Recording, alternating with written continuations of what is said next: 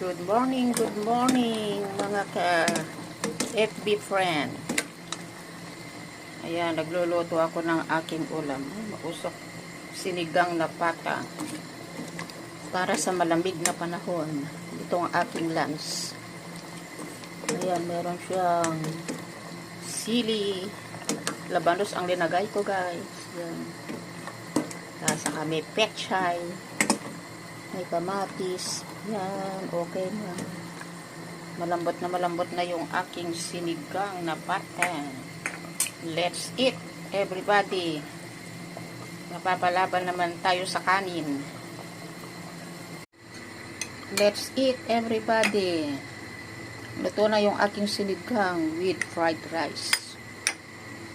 Tamang-tama sa lamig ng panahon. Umuulan dito guys, dito sa Hong Kong. Kaya ito, masarap mag